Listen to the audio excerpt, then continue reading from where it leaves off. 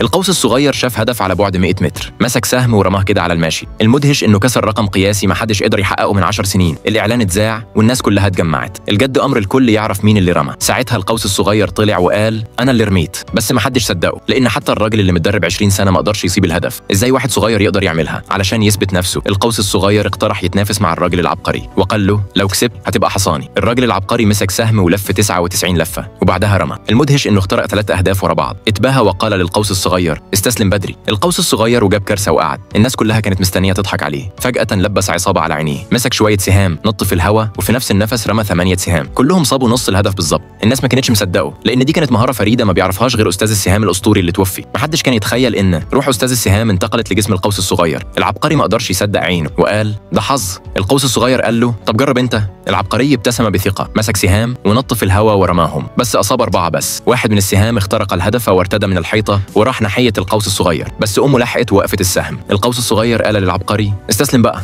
الراجل ما لقاش حل غير انه يستسلم.